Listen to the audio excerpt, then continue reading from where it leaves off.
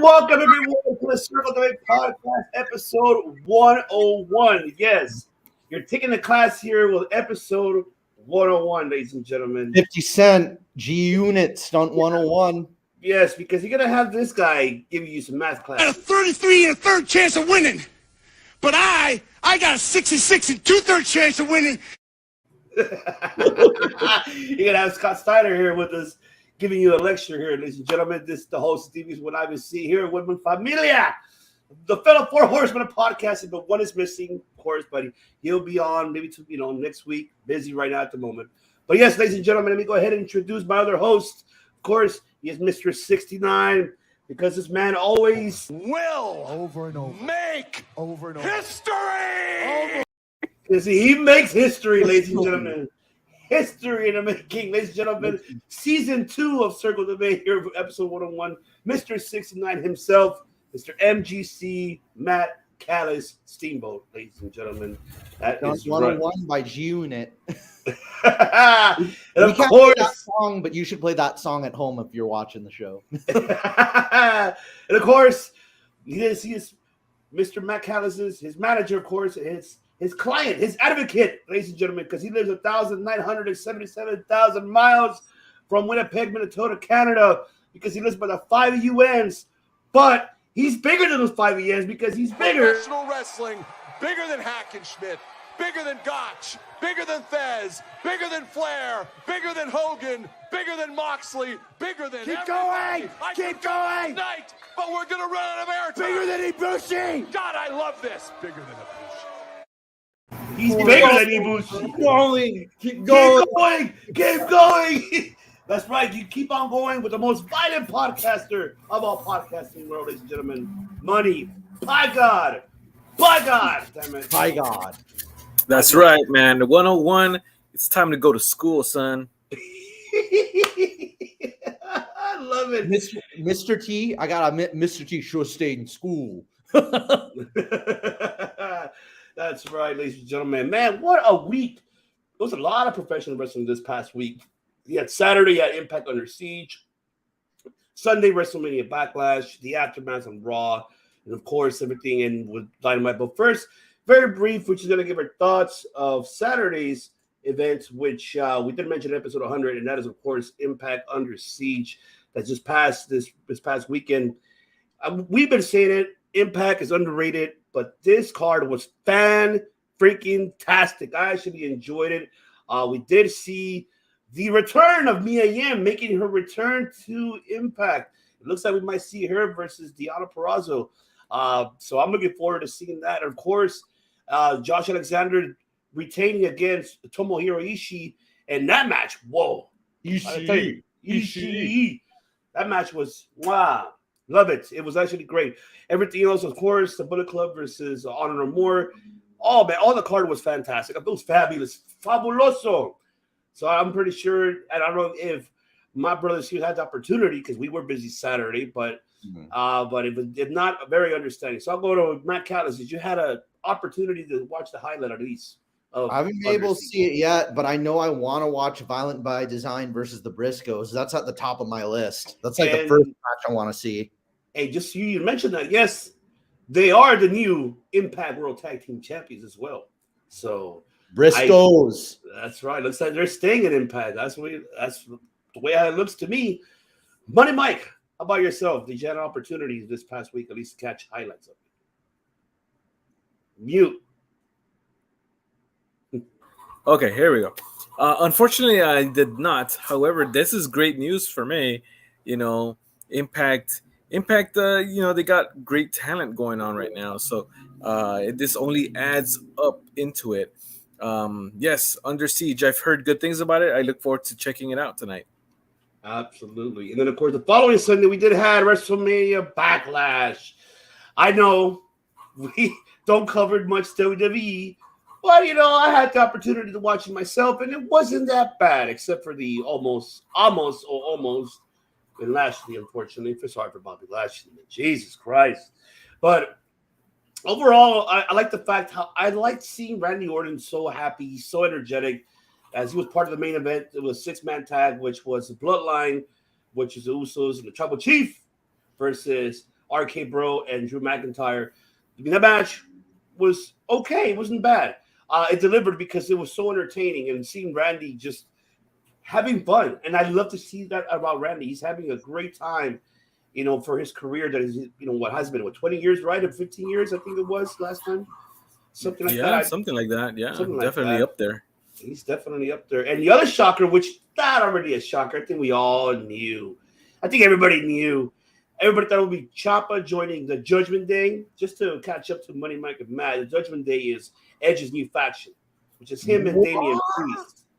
So after the match that Edge defeated AJ Styles because someone in a hoodie interfered, and it wasn't Ciampa, it wasn't Liv Morgan, it was, of course, Rhea Ripley. As she joins the Judgment Day. Why the fuck would they call it the Judgment Day first? Just call it Judgment Day. Yeah, Vince. The Judgment Day. It's a tribe called Quest. You gotta say the whole name. It's because, you know, the New Day slick back. It's not the only day now. There's a Judgment Day. That's right. There is the Judgment Day. But yes, Rhea Ripley now joining the faction, and I'm looking forward. She dyed her hair all black now. She's all blacked out. Like, I like, man. But you know, Vince McMahon, We'll make movies. he makes movie all right. Movies. But I am actually intrigued of this faction now, because now that I have a woman involved in Edge, I can say that I love it. I can say that. There it is. I can say that. We got Leo. There you go, Leo right there. If it's got Leo's stamp of approval, then it's all good for me. Exactly. It is all good. If this was the early 2000s, imagine all the terrible stuff we'd put Leo say I love it to you. I mean, just for kids, like something toilets. I love it. But yes, if you haven't catch WrestleMania Backlash, excuse me, premium live events. It's not pay-per-view any longer. Catch it on the cock. You'll see the replay there. So it's not bad. I still want to see the Cody and Austin. I haven't catch that one yet. I need to see that exclusive interview between Austin and Cody Rhodes. I wonder if he mentions AEW, so I haven't seen it. So I'm looking forward to probably watching it tonight after the show. All right. Now let's get into it. Señoras y señores, AEW. WW, that's right. And we're talking about Impact right here that happened this past Wednesday, which is 24 hours ago that it just passed. And we could say it was not a bad Impact at all, gentlemen. It was actually a fantastic, fantastic Dynamite I can really give. But let's start off with the opening match, and that is, of course, with the Owen Hart tournament has begun. And good to see Martha Hart there, too. And we saw Martha Hart and the family being, of course, in attendance for the Owen Hart tournament. We have Adam Cole opening the match with Dax Hardwood. Baby, there you go. Open it up with Dax Hardwood. So I'll take it to you, Mr. Callis. Your thoughts about the opening match and Adam Cole advancing. I think somebody said before that Adam Cole is one of the best counter wrestlers. So you got a wrestler and a counter wrestler. You know, Dax has such an arsenal on him. You know, if anything, you know what? I think after watching this, I wouldn't mind seeing Dax against Okada. You know, if he could pull. I've seen during the Ring of Honor days, they've had Adam Cole mixed up with the top guys of New Japan. Let's see what Dax has to do, because he's, you know, even at a Road to show, like a Road to Wrestle Kingdom, I wouldn't mind seeing Dax there for a couple shows. You know, he's got a little bit of magic up his sleeve. So Dax versus Zack Sabre, you know, who knows? It's like the progressive Rock of wrestling, you know. Yeah. All right. Money Mike, thoughts? Yes, so it was cool. And yes, I loved it too. Yes, of course. It hit it. Oh, you got it. All right, you got it. I love it. I'm still gonna spam that. I'll send it to you. I definitely liked that they played into the story of that. You know, Dax is more of a tag team wrestler. So that was kind of a factor in his loss, right, to Adam Cole. It doesn't really hurt Dax because right away you could say, oh well, he's not a singles competitor. He's not used to that format of match. So of course, he wasn't going to beat someone who primarily does singles wrestling. So it goes in that story, and I think that was great. That aside, it was a great showing for Dax. It really was. It showcased the talent that he has even on his own, and I think that's what's cool about a tournament like this, where you could take someone who is primarily a singles wrestler and give him a few matches on his own without the need of a storyline or anything like that. So it was great. I liked it. Awesome. And I did too. Now we can say that this as well could be an example for any upcoming, rising stars that would like to get into the business. Watch the psychology of this professional wrestling match. Yes, the word professional wrestling. Okay, because and not only, mind you as well, gentlemen, we've not seen Adam Cole wrestle like this. We've seen him in high spot matches, but never in a technical ground type pounding and just a regular basic pro wrestling match. And this is the first time that we able to see of what Adam Cole was capable of doing with Dax, and the chemistry was amazing. And the way how this is great 1990s heel face wrestling match, in my opinion. Because Dax sold it, especially when he was trying to get up to the ropes. Oh, I couldn't make the count. Oh shit, I gotta make it in. Oh, he makes it in, but he made it. I loved it. I'll play you later, Leo. I can't play you too long, but yes, I love it, and I did enjoy the match. I liked the fact that the storytelling itself was, this was like you could tell they were going Bret Hart, Shawn Michaels here, because you see at the end super kick, and then of course missed it, German suplex, and the sharpshooter. Dax had to tap out because he injured his rib. Because of the earlier injury that he got towards the steel post. But I enjoyed it. It's a great opening. There's something bad I can say about this match. And like I said, people that talk about Adam Cole, hey, he does a lot of high flies. Well, guess what? Check out this one right here. This is not a high spot match. This was a technical professional wrestling match. So I think close to that, Ivan. Maybe versus Matt. What's his name again? The MMA guy, Matt. Oh, Matt Hughes. No, about Matt Surdom. No, from WWE. Matt. Matt Cartwheel. Matt who? There's so many Matts. Somebody Matt. Yeah, I know. Sorry, the former UFC guy. Matt. Well, the only person I know is that Dan Severn, Ken Shamrock, who faced Adam Cole on NXT. Oh, that was Pat McAfee. No, that's not an MMA. Wait, MMA guy?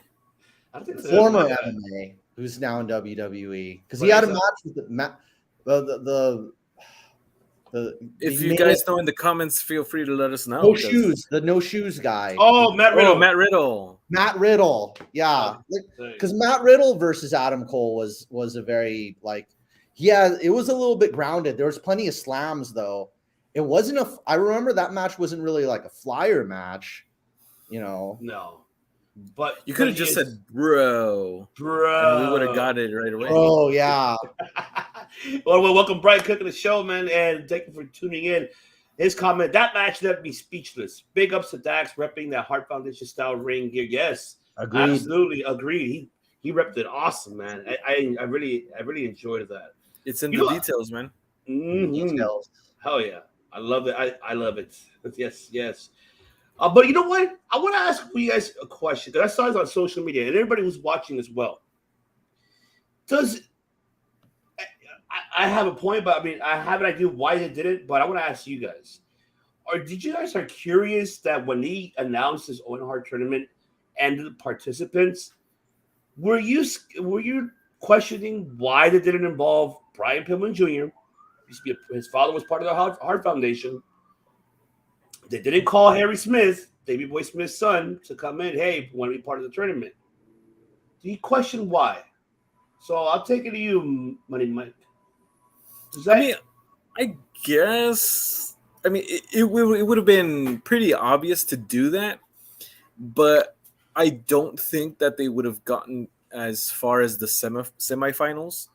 So instead of kind of making them look bad, right? Like, you know, probably not have them at all, sort of thing.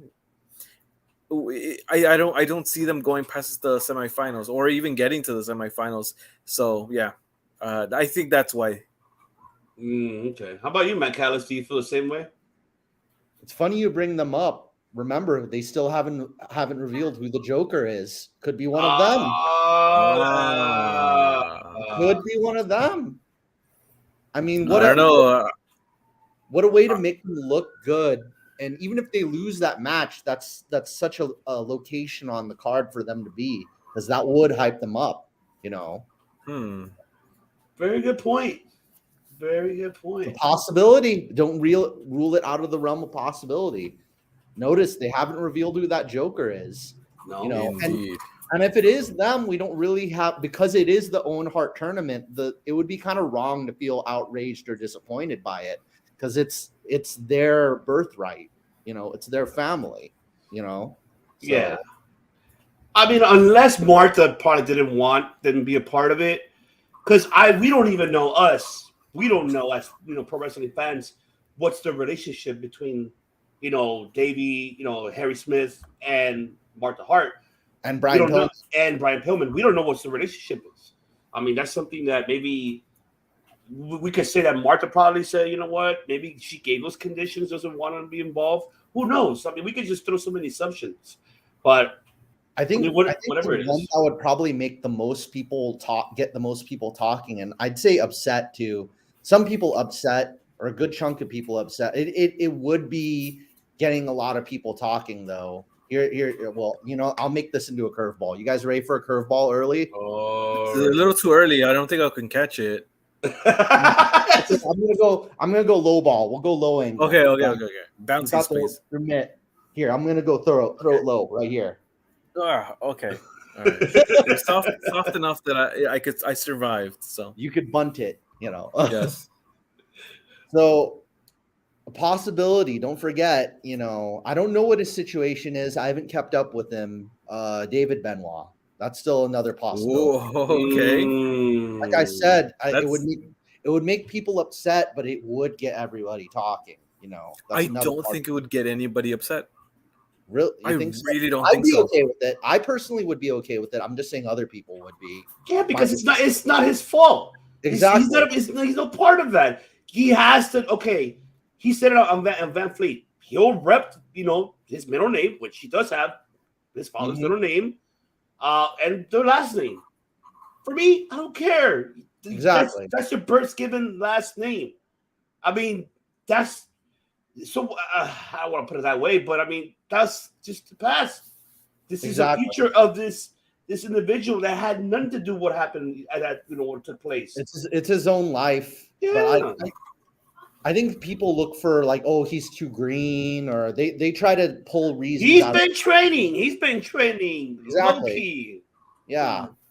So I'm looking. We'll see. I'm looking forward to next Wednesday. See who's a Joker in that one. Yeah, it could be anybody. It can be anybody. Imagine it's 5 people to take on Samoa Joe. Oh my god! At least if it's 2 people are the Joker. It's a triple threat. Like what? or it could be one of us. Oh, could be Chris. Why do you think he's not here? Gallinero, the original, is coming back. Why is it that Peter Parker is never around when Spider-Man is here?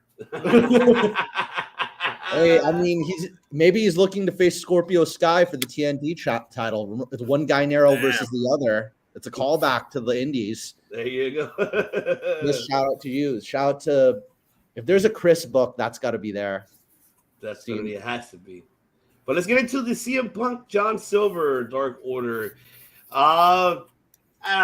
This was just a warm-up match. Yes. Well, you know what? I'm gonna let Money Mike go ahead and take over and just give your thoughts about this match. Okay. there's things I have to say here. I completely I'm so, I guess you could say, in love with the idea that certain wrestlers get booed in certain cities. Yeah. That is so awesome. That is a concept that I don't even think WWE has come up with. That, CM Punk is hated in New Jersey. How cool is that? And now I guess Wardlow is too. Yeah, it's great, and all because of Mr. MJF. That even the children are chanting his name. It's great stuff. And for Punk to come out, and I don't know any history about the Islanders. I have no idea. So seeing him walk out with that jersey, and I don't know who Tavares is or whatever, or what his history is with the team. Yeah, I don't know what's going on there, but I'm sure there's some heat there because of the booze. Yes, CM Punk leaning into the heat. I love it. It's great. And yeah, so that aspect was great. And they knew who they paired him up with. John Silver is local to New Jersey. He's a Jersey boy for sure. But the thing is that I don't think he is as over enough to get everybody to go against CM Punk, as CM evidenced heel. by CM heel. Sure. It wasn't enough to get everybody against CM Punk. Silver has not identified himself, as far as what I see, has not identified himself as much as MJF has with New Jersey, or Baker in Pittsburgh, or Punk in Chicago, right? So I wish they had kind of upped that up a little bit, or brought that out before, maybe the week before. So there's that. But other than that, Silver can hang, right? It was what it was, and I did not ever in a million years expect John Silver to win. But that was not the point here. The point here was to generate heat on CM Punk, and it seems that people liked Hangman there because he was going against CM Punk. So I don't know. I feel like overall, I enjoyed the segment. I enjoyed Hangman flipping off CM Punk, and yeah, it was great. What's not to love? I love it. There you go. You love it, all right. Backlash. I gotta say that I have another curveball for you guys. This time I'm ready. I think we usually just have one per show, but I got one going for you. Who wants to catch it? I'll go medium level. All right. Oh, my nose! Whoa. Dang. This is like it's like this one comedy movie. Oh no, it's like Sandlot.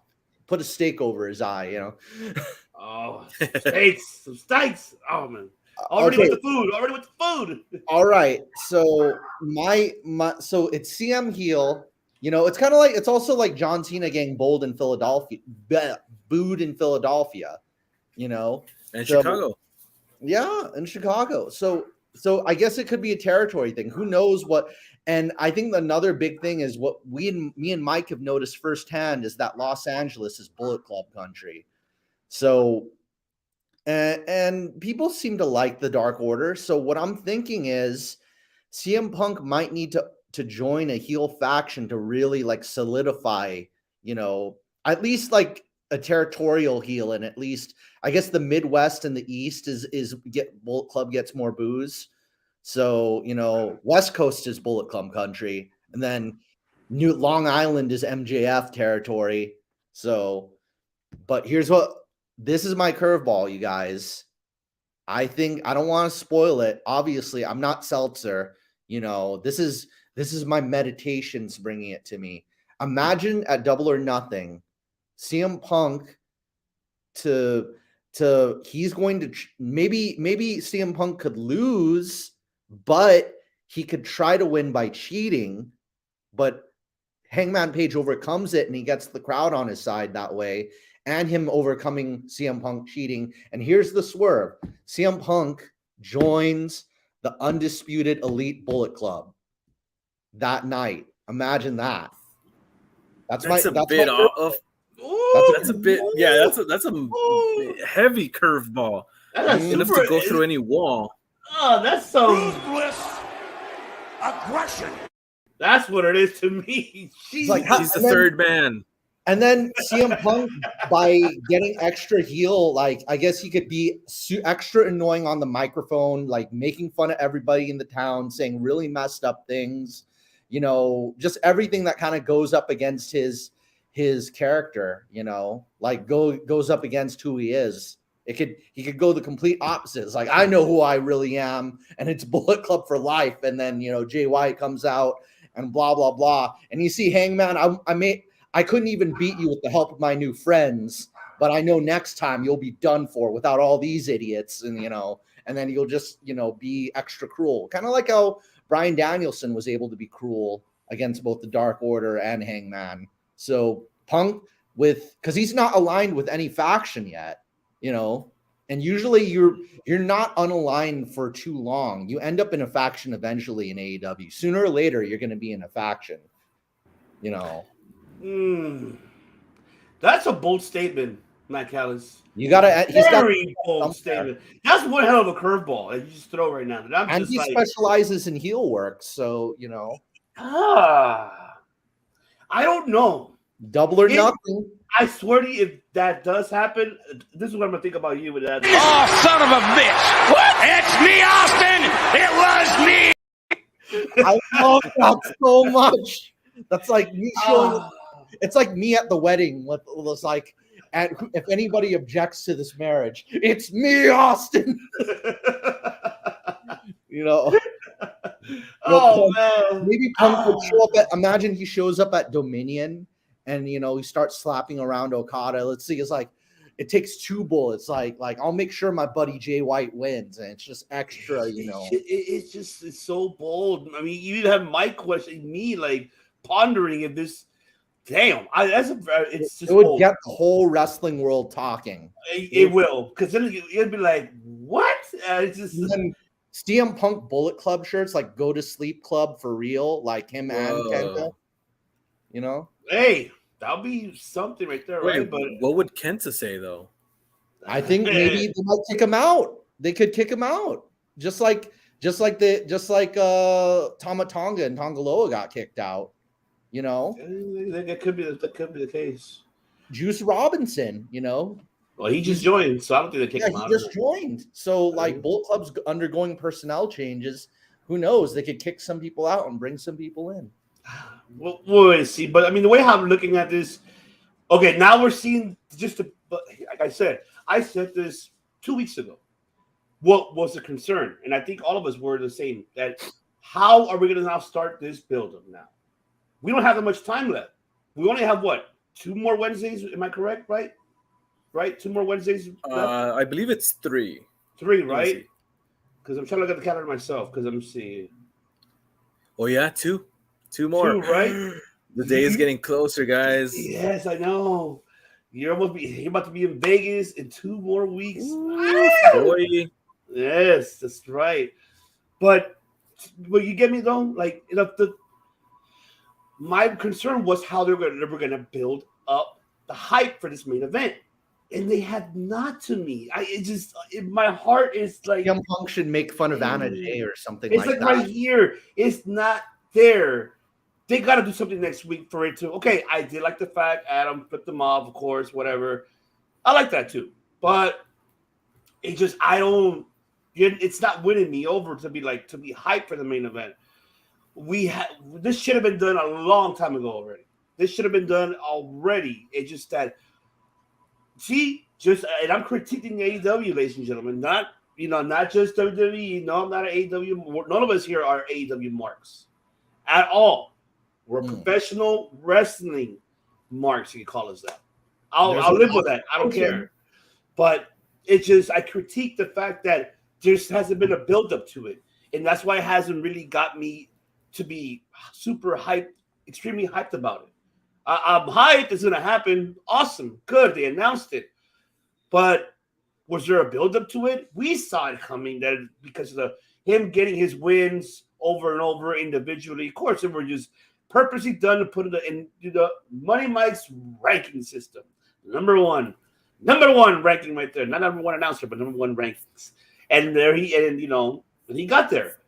But has it got me involved? Has it got me, hey, I'm looking forward? Not really, because it hasn't. Like I said, I need something to build this up. That's what I need to see. But maybe because I'm saying that for myself personally, because being all of us here have been a WWE guy, like from the Attitude Era, semi versus aggression era, is the plotting how it's told gets us, seeing the anticipation when it happens. You're like, you want to get out for your seat. You just want to sit down and watch it. That's what I want to feel for this storyline. But it hasn't got to me there yet. So I'm hoping 2 more weeks it gets to that direction. I'm hoping it does. I don't know if you guys do the same, but this is how I feel about it. So I mean, we'll see. It's a tall order for them to really hype this match up. The only way that I could see this being really hyped up is if CM Punk goes full heel, and even then, who's he going to attack? The Dark Order? Anna Jay. Well, oh my God! Imagine he hits Anna Jay by accident, then that's when you'll piss him. Maybe that could work too. Maybe he'll smile. He could smile after he does it. Whoops. And then you could say something messed up about her, and that'll really get the crowd against him. Oh, wow. Well, I mean, we'll have to wait and see. I'm looking forward to seeing that. And of course, and I'm pretty sure Money Mike was anticipating as well the debut of Danhausen. Yeah, Ash Bars. Versus Tony Nese. But I'm pretty sure by the time the match was over, Money Mike's face, when he saw it, especially, he went, Really? I know that was your face. You're like, you were waiting to see his in-ring debut, and it was taken away from us in less than I don't know how many seconds. Yeah, I don't get it. I don't get it, and I mean, I did watch one of his Ring of Honor matches prior to this. Did he pour teeth so I in their know mouth? he could actually wrestle. What was that? Did he pour teeth in the opponent's mouth? No, he didn't. Now I kind of wish he would have. But yeah, no.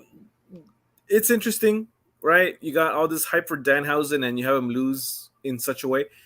At the same time, I'm glad that Tony Nese got his win, right? And he didn't even get his music. He didn't get his entrance, but he got the win. So, okay, that's pretty cool for him. Hookhausen is a thing. Where's that going to go? We'll see. Matt Callis, talk to me, baby. I gotta say, it's the debut, his A&W debut, root beer. If you listen to Danhausen's interviews with Chris Jericho and everybody else, he always calls it A&W wrestling. So it was like, I think maybe he could get his revenge on Tony Nese and smart Mark Sterling by spraying him with root beer or something like that. Like, we could have a root beer truck or something. Just I'm so sticky. Oh, he can make them sticky with root beer. Just the sugar.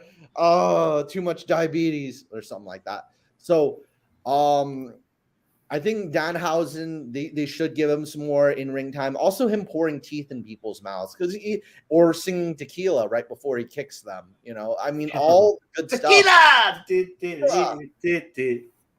We need a Danhausen corner too, kind of like Piper's Pit. We need, because he's got it's such a rich character. You can't waste it, So maybe I hope he gets revenge soon, because this squash was disappointing. Well, as a matter of fact, Mr. Callis, they announced already that in the pre-buy-in, you will be having Danhausen and Hook teaming up versus Mark Sterling and Tony Nese for the buy-in at Double or Nothing. So we're hoping we're able to see. Now we're able to see Danhausen actually fully compete. Hopefully, but maybe he's still recovering. I think that might be the thing. I was going to say that too. I think maybe he's still not ready yet. They're just probably having him, get at least a little feeling in the ring, a little bit, feel a little, get that little rust out of him, and then just feel the ring. Especially he has been in an AEW ring. He's only been in a Ring of Honor and another independent circuits ring. So that could be the case too. So I mean, me too. I was like, what? They're gonna have him wrestle? No way! And it did not happen. So, it's unfortunate. And of course, Mr. MJF Wardlow segment. I got it. Yes, give him a round of fucking applause, man. Oh, man, this individual. We've been praising him. MJF is one of the hottest heels that never breaks kayfabe right now in professional wrestling, and he is doing incredible job pissing people off, and I love how he's in his hometown. Hey, there you go. I love the AEW fans sometimes. Because I'm like, wait, what is this? Hold on, no. Oh, AEW Galaxy, excuse me. He said it. Galaxy. They said it, Mike. They said it. They said AEW Galaxy, Money, Mike. They said it. I think you were controlling them telepathically at some point. Of course. It happens. And we all knew it was going to happen with him and Sean Spears. Gonna be in the cage, so okay, I'm looking forward to seeing that.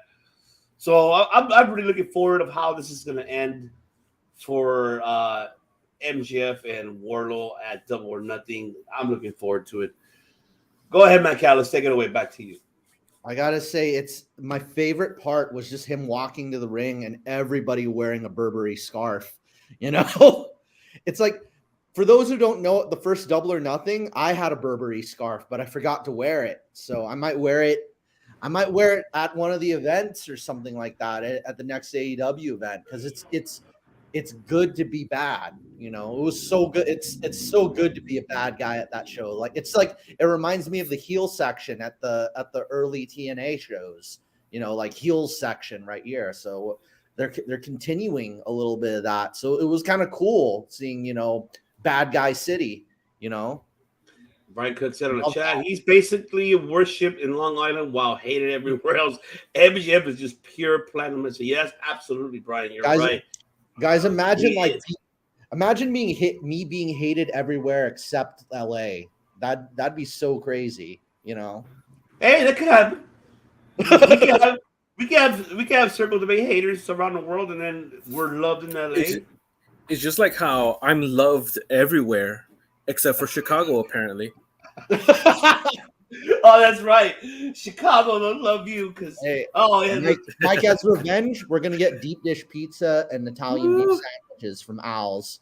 That's the ultimate. Here we go with the food, man. Here we go with the food. Chicago specializes in those two things, so that's the best way to get even with Chicago. Enjoy the best they got to offer. Exactly. That's why I was not allowed to go to Forbidden Door. So maybe someday I'm gonna have to wear a wig to get over there. Oh, Tevin, if you hear this, if you watch this, there you go. That was meant for you. Of course he is. Of course, everybody watches Circle the Bay. Oh man, I freaking I love it. There you go. I had to do that. And of course, we did have this segment here. Hold on a second. I want to make a special note of this whole MJF Wardlow segment. Okay, there you go. Go right ahead. I'll put it back on. A great introduction. Masterful with Dark Side of the Ring. If you know, you know. Yes. It was awesome. That was great. They had Taz interviewing, like if he was in the documentary. Barry Horowitz. What the fuck was he doing there? So awesome. It was great, man. Like I definitely enjoyed that part. And for a split second, I was like, wait a minute, is this a trailer for season 4? And which, rumors were going around that it was canceled, but no, it's back from the dead, apparently. Yes. So very, very cool. Just wanted to shout that out. Good call. I forgot about that. Yes. And I like how Jericho was like, wait, why am I going to narrate for this piece of shit? I hate him. Wait, how much you paying? Oh, okay. Well, screw it. I like what Jericho. that. I was like, oh my god, awesome! I forgot about that. Oh man, whoever thought about that segment, masterpiece at his best. Because but I'm pretty sure everybody was like, really? Like, oh man, Barry Horowitz, what the hell are you doing there? That's how I thought in my head. Like, Barry Horowitz, what are you doing? I've been singing forever. The last time I heard him, he fought George Janela at the GCW Ivan, it's very similar to how what's his name, Soul Train Jones or whatever. It's like Chris Jericho's powers are like Olive Garden breadsticks, unlimited. Oh, the Food Network Nation. We gotta have our Food Network soon. We have to. Now, all right, now let's jump on into Ricky Flamboyant Starks versus Jungle Boy. Yes, I call him Flamboyant because he is from Louisiana, New Orleans. Not hating, I love New Orleans, anyways. It was a good match at the beginning. A lot of people, and I have to agree, the ending was like, yeah, I'll let homeboy say. What's up with that? That's what I was, but it makes sense why, because we did see, of course, Swerve was out there and kind of ruined the match, towards the end, causing Jungle Boy to lose. We see Christian bumping into him, and of course that disappointment that we see, and the way how it looks like Jurassic Express might be defending their AEW Tag Team titles versus Keith Lee and Swerve and Powerhouse Hobbs and Ricky Starks. For me, I am not disappointed. Actually, I'm happy about that. I know we question where does it put FTR in this, in what direction they're going with. I have a feeling they're going to defend the Ring of Honor World Tag Team titles at Double or Nothing. I see that happening. But I can see it. Definitely. And now, and just seeing, we finally get to see now the new pieces of the puzzles coming up into this tag team division, getting involved now. Is it weird? Yes, because we're so used to seeing Swerve and Keys being, single stars upon themselves. The same goes for Powerhouse and Ricky Starks. But I don't mind it. I think I would like to see that, and I want to see how it will. I would like to see Luchasaurus, Powerhouse Hobbs, Keys at the same time in the ring. I would like to see that. What would that do? And of course, Jungle Boy and Swerve and Ricky Starks. I'm with it. Book it. Tony Khan, if you're going with it, book that match. Triple threat for the tag team titles. Screw it. Money Mike, back to you. What are your thoughts about that? The only thing that would make this better for me, which is great, it's fine. I would definitely want this to be a ladder match or tables, ladders, and chairs or something like that, man. I spice it up a little bit. Add a little bit more, a little something extra there. Make it interesting, man. I don't know. I want to see a few more stipulations going on. And can we please, I've said this numerous times all throughout social media, can we please make that FTW the hardcore title? Can we do that? It has hardcore history, right? Being part of the ECW back in the day. There's no hardcore title in AEW. They're not afraid of being hardcore, as evidenced by the main event. FTW Championship, make it be that, right? I've been kind of campaigning. I started a change.org petition for it. In Vegas at Double or Nothing, I will have my sign, make the FTW Championship hardcore. And make sure you have this face too right next to it. Give me what I want. That's all. Give me what I want. Give it to me. Just bring it. Give it. Hand it over. So yes, and alongside with that, I would like for Starks to finally lose that title, so it could finally mean something. Give it to somebody else, right? Get it into circulation, right, amongst the roster. Make it happen, man, because it should happen. Yes, circulation. Yes, make it circulate everywhere. Circulate. Yes. Circulate. Yes. Duck, duck, goose. Go around. Love it. Love it. Matt Callis. When you're saying circulation, I think coin circulation, like give it value by putting it in circulation, like Sacagawea dollars, you know? Sacagawea dollars, you know? So it's like, imagine I think the FTW title, it being the hardcore is a really good move. You know, I think a different name for hardcore in AEW is Lights Out. I like how they had the Lights Out matches instead of hardcore, it's Lights Out. So maybe like the FTW Lights Out title. Sure. Okay. If it gets me what I want, then okay. That's what I want. That's a cool moniker to the belt. The FTW Lights Out champion. Shota Umino. Just imagine hearing that, down the line in a few years. Yeah, the wrestlers who need it. A lot of the new going out Dan from Cage My IQ on the chat. Would they use it to put value on wrestlers who needs it? There you go. But you're saying Mike Ellis? A lot of the new guys. Like imagine, like I'm the new FTW Lights Out champion. Dang, that has such a nice ring to it. It's like playing a chord progression. That's how that sounds to me. You take it to 4, from 1 to 4 to 5, and back to 1. I love it. It's got I love it. There you go. It's got a nice ring. Hey, I'm gonna play that. I need to play that on my phone, Ivan, whenever I'm at Pacific Plate and playing pool. Like I pocket a ball. Hey, Leo.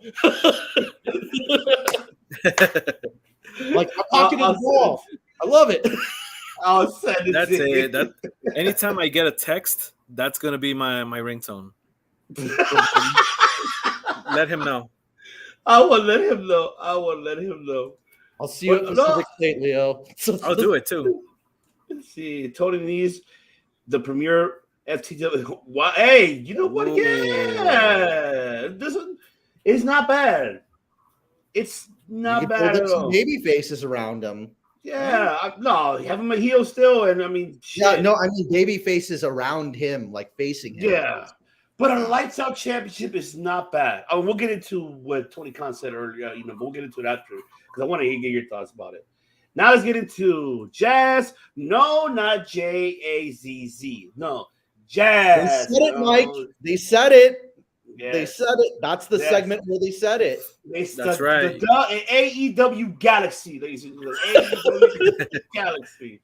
Oh, because the AEW By the way, Galaxy. If you're on Instagram, follow me at AEW Galaxy. I'm about to start posting up some stuff up in there. Yes, he will. Yes, he will. And he's going to start. We'll make movies. He's going to make movies for sure. Oh, yes. 15-second movies, but. Oh, my. Might as well just start a TikTok circle debate. Might as well. We should. 100%. Someone should take control of that. Oh, man. But yes. The one, of course, they came out to appreciate, the victories according to them. Very briefly on this one, did not expect Blackpool Combat coming out. First it was John, then of course Bryan Danielson and Wheeler Yuta. Then of course we had Santana Ortiz and Eddie Kingston with that makeup of burn quota. He did not get burned, of course. We already know that, but. You know what? On a chat, see 6-on-5, which now be 5-on-5. Yes, you read my mind, Dan, because I was going to say the same thing.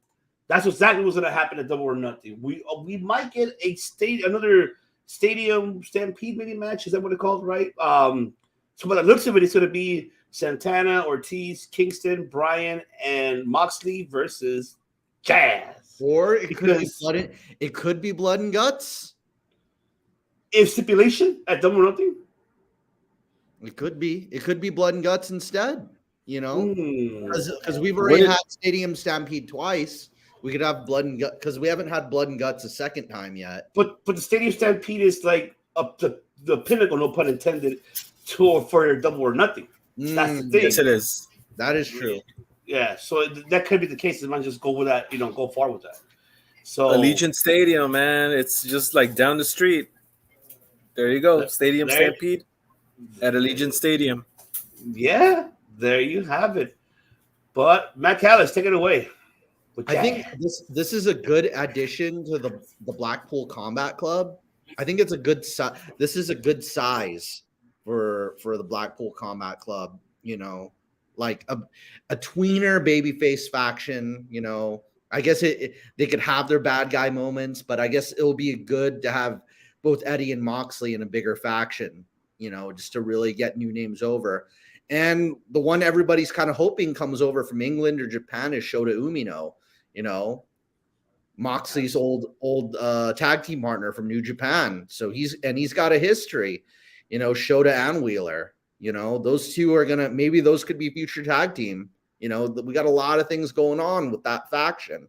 They're making things happen. I think the other thing I was thinking of with after they kind of finish with the Jericho Appreciation Society, after they finish up with them, this wouldn't be a bad faction to throw up against Bullet Club later on down the line. I think that it would be fun. You could get a lot of dream matches out of the Bullet Club versus Blackpool Combat Club with this lineup, especially with this line with Santana, Ortiz, and Eddie in the mix. I see more Suzuki Gun versus them. Yeah, that's what I see. There's enough Suzuki Gun members. Definitely, yeah. Money Mike. You're muted. Yeah, so I love the segment, yes, and I guess the L word is the word of the day, right? I love the segment. I really, really enjoyed Moxley coming out, and then the the BCC, right? I'll just say that. Blah, blah, blah. Just don't say the BBC. Don't say that. No. Big black car. No, yeah. With TDMA, but not that far. No. Cody said it's his truck. It's Cody's big truck. Black car. Cody's gone. Shout out to our brothers in the Wrestling DeLorean podcast, part of the League of Historic Podcast family. What up, brother? Welcome to the chat. Welcome to the show. Yes, right. Take us back in time to the Attitude Era. Oh yes. It was good. They always make it interesting, right? And we did not get the rest of what is it, Pride and Powerful or Homicide and all that stuff. We didn't get that, but we did get Blackpool, right? And oh yes, oh my goodness, WrestleMania 17, one of my favorite WrestleManias of all time. It starts with Jericho versus Regal. It's like I know that card backwards and forwards. Yes, and it was great. Have this Regal and Jericho section next week. Honestly, next week is super stacked. It's I would go as far as to say pay-per-view level next week. Let's see what he says. I love the BCC. How about this match idea? Blackpool versus Suzuki Gun. And what if Zack Sabre Jr. were somehow to betray them and join the BCC and have Regal as his mentor? Brian, you just fucking lit my fucking eyes up right now when I just read your comment. I'm like, shit. I gotta say, there's only one thing to play to this, Ivan, and it's the British Hail Britannia theme. Very British. This is so British. Oh, so British. I need to eat fish and chips after seeing this. Okay. This is too British. You're starting to make my accent sound different, Brian. Oh gosh. This is so British. You're turning me British with this comment. British. Yeah. I just want to say what he said. Where's your accent, Ivan? You need to be British. Well, you got to understand here that having Zack Sabre Jr. With William Regal will be stupendous to be. Stupendous. God. Having my cup of tea here, yeah. Jolly good.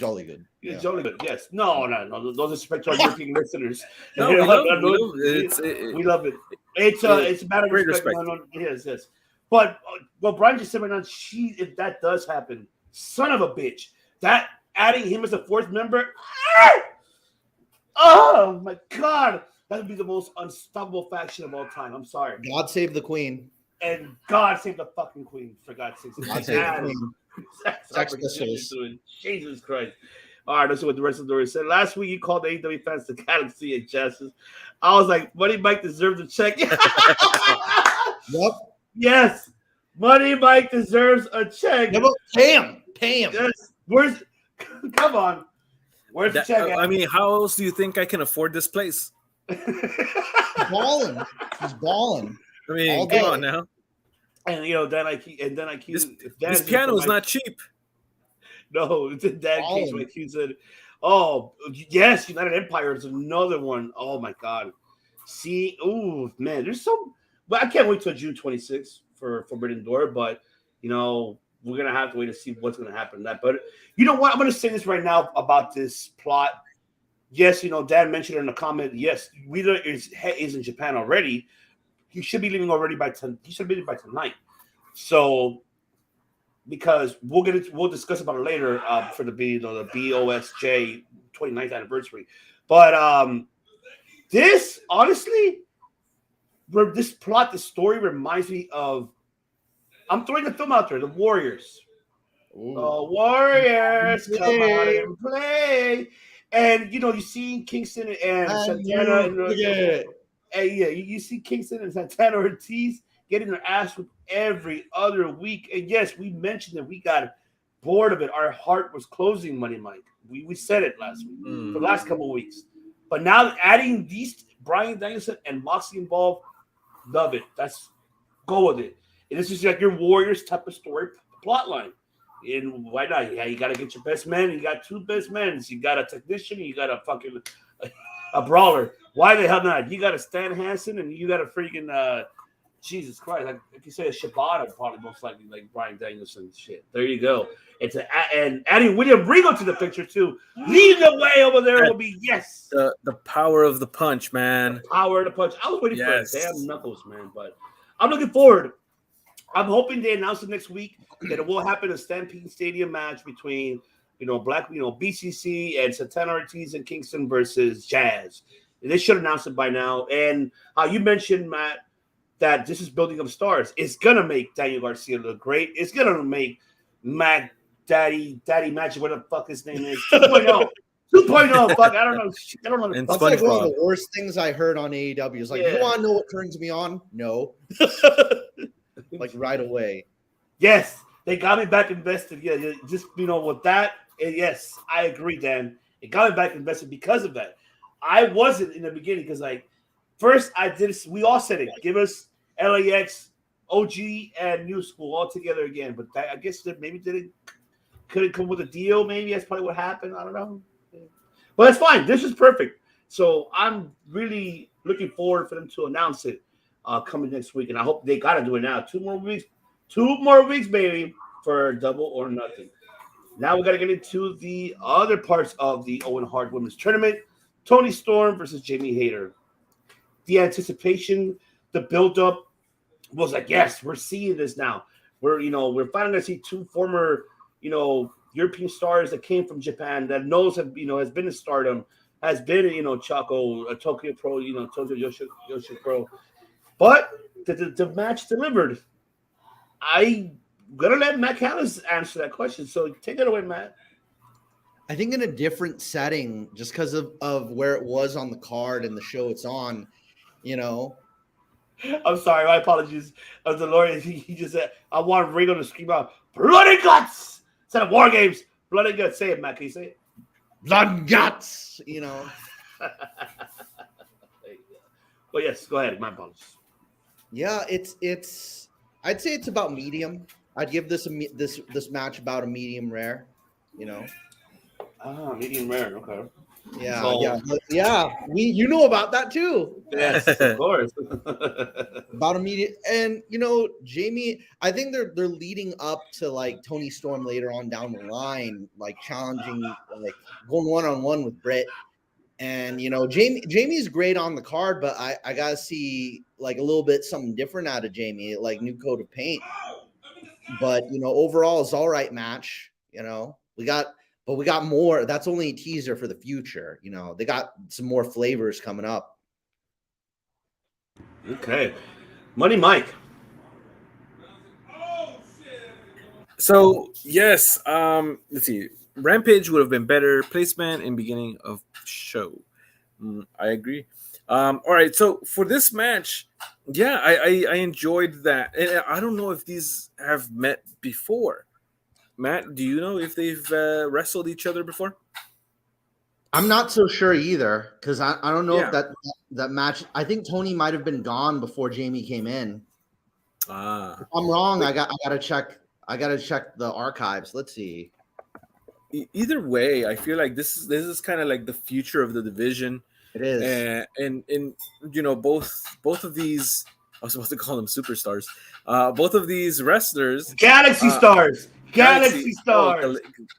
Yes, Galaxy Star. Both of these Galaxy Stars. I have to trademark that too. Both of them did great. Great performance, all that great stuff. I'm glad that I think the right woman won. That kind of gets, you know, the ball rolling. And yeah, I mean, I'm all for it. So honestly, I enjoyed it. It was great. I do wish, however, that they would have had 2 women's matches. Agreed. It would have been we all Yes. been fighting that for quite some time. I agree with that. This match was, the crowd wasn't really too much involved. I wish they were a little bit more, because these two, you know, phenomenal women has credentials that people need to understand, that they make a whole, you know, make them names for themselves. One thing I do want to mention, you know, shout out to JD from WrestleBread podcast. She made a good valid point about one thing that AEW lacks of, and that is not really giving, you know, a brief story about this individual. Like, they never give a story. Who is Jamie Hayter? Where did she come from? The same goes for Toni Storm. And people know Toni Storm from WWE. However, though, we're talking about more her stardom, you know, times, and, you know, in Japan and in Europe, because a lot of the audiences here in America are not familiar with these individuals as much.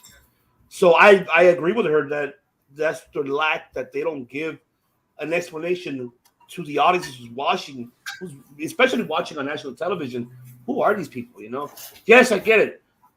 Anybody will tell you, Google it. You can see yourself who it is. YouTube it, of course. But you want the promotion itself to explain it to you, like a very short not even 2 minutes, at least a minute and a half, who they are and where they come from.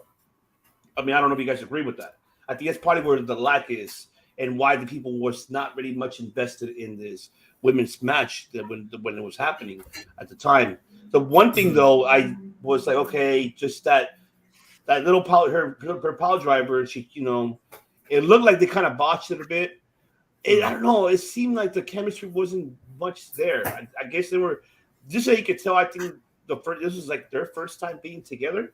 They need Arisa Oshiki needs to come back and show them what's up. I'm pretty sure she faced both of them. Well, there you go. Dana has our answer. There you go. They have wrestled 2-3 times in the Indies right before Tony went to NXT UK. Okay. So there we go. Probably Progress, maybe from the UK. That one answered that question very shortly. He knows where exactly. But I mean, that's how I feel about, you know, the match itself. And now we'll have to wait to see who Toni Storm will face next.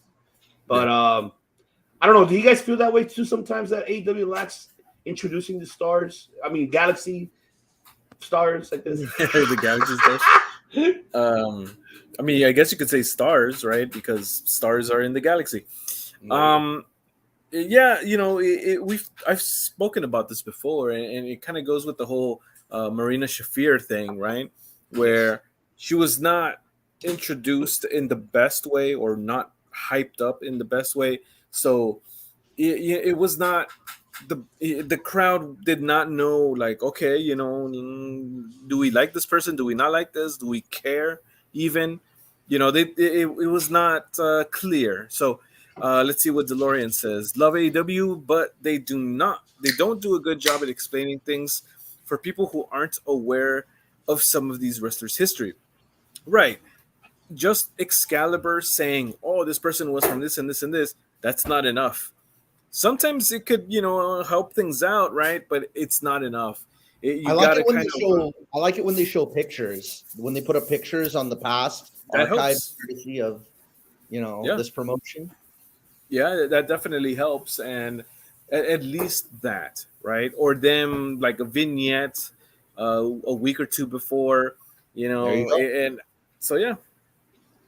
Let's see. I feel like wrestling as a whole has had this problem, right? I feel that wrestling is so rushed that they're trying to get people out there, right? And trying to get these matches to happen so fast because, I don't know why. Sometimes you just got to take your time. And I feel like fans complain, oh, this long-term undercooked. storytelling and this and that. And It's that. undercooked. It's undercooked. It is undercooked. My goodness. You got to let it simmer. It's You got raw. to let it. Yes. It's raw. And Raw is raw. I gotta say that Raw is pretty raw. They gotta have it well done. That's what she said. Oh, sorry, honey. Sorry, we watching. Uh-oh. Yeah, because you didn't cook it. That's why. Okay, thank you. Yeah. Thank you for clarifying. You got to Thank cook you it. for clarifying.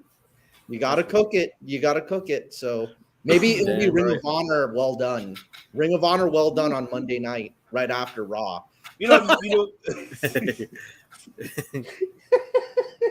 Jesus Christ. But I guess that's probably could be the issue. Is timing issue. Is that maybe because of the time limit that they have, a time frame, with the matches, with the promos.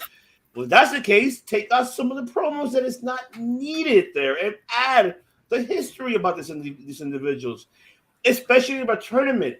What they should have done, for me, what I would have done is break down the tournament, hype it up, put it on social media, or play through your commercials. Oh yeah, well look, this is about this is the bracket. This is about this person we're not familiar with. Stuff, something that will we'll get the crowd. Okay, now I know who this person is. Oh, don't forget the season. There you go, Matt. Don't forget. There it is. Oh, baby, season of it, man. Yeah, you gotta cook it plenty of times. It's like I think whenever we say a segment's not as good as it should have been, we gotta say it was raw. It wasn't well done. It's gonna be hard for me to Undercooked segments. hold my composure. I'm not a pro. Okay, it's just. I feel like The Office. I feel like Michael Scott. That's what she said. That's how I feel. All right, ladies and gentlemen, time for the main event of Dynamite. People has been waiting for it, and of course, the dream matches. My God! Okay, it's happening. Everybody stay calm. What's the procedure, everyone? What's the procedure? Stay calm. Wait. And of course, everybody was just waiting to see. And I'm pretty sure, even though the director's not here tonight, but I'm pretty sure when he was waiting for that match at the start, he was excited. I know he was. And Jesus. And that is, of course, ladies and gentlemen, main event of part of the Owen Hartman tournament, which was Jeff Hardy versus Darby Allin. Yes. Now, when they mentioned throughout the show that, hey, this is going to be a false count, no rules, just go all out, I was like, oh, shit. We're finally going to see, no rules, no disqualifications, anything goes. I was really excited to really, really wanted to see what they're going to deliver. Knowing that, I think all of us know that Jeff Hardy will not deliver how he used to back in the days, but he did. I think for me, I'll go ahead and just give my thoughts about it very brief before I ask you, gentlemen. For me, this match was solid. Was I happy? In the beginning, yeah. I was like, oh shit, he just ran straight. He drop kicked him. He, suicide dive. I was like, shit. The people were just really, really excited. And then I thought Jeff Hardy was really going to go to that ladder and do the swanton on those chairs. Seeing Darby throwing himself, fuck. Man. In my head, this is such good shit. It was just such good shit. It was just such good shit. But did not expect the ending of this match. Did not expect the roll up and Jeff Hardy winning. Maybe because the TV time wasn't, much left. Maybe so. Not quite sure. But overall, the match was solid. Was it top notch? Nah, not gonna say that. Say it was great. It was solid. I wish they were given more time. They gave the people what they wanted. Yes, they did. They did give the people what they wanted. Dirty heels, ladies and gentlemen. That's right. Mm-hmm. They did give the people what they wanted. But the question, was there enough time? No, not really. There wasn't really plenty enough time to give them that. But hopefully we see it again down the road. We're hoping we see a trilogy between these individuals. Because Darby isn't, the Lord, like in the chat, Darby isn't human. That landing in the chairs, oh yes, I agree. I'm with you, brother. Oh my God. Oh my God. I don't. How could you do that? I can't even do that. Hell no. And then Jeff Hardy did this one time, and then letting it to the steel ladder, the steel steps outside. Man, honestly, I guarantee you that Darby was having butterflies in his stomach, and was really happy that his dream match came true. His childhood that he grew up with, his admirer, his hero, Jeff Hardy. I mean, what can you say about it? I'm glad that it happened, but I wish it was given more time. But it is what it is. But I enjoyed it. So take it away, Matt Callis. Your thoughts of the main event.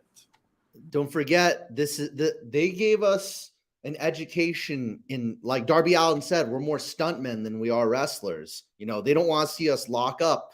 They want to see us destroy each other. And Darby's like, I want to go to the hospital, he said, And yeah, my back was aching. See both men laid out like that on top of those chairs. I definitely felt it. But let me remind you guys, this is episode 101, and that was Stunt 101, G-Unit. Dun, dun, dun, dun, dun, dun, dun, dun, I'm getting a pop-up. Got a 33 and a third chance of winning.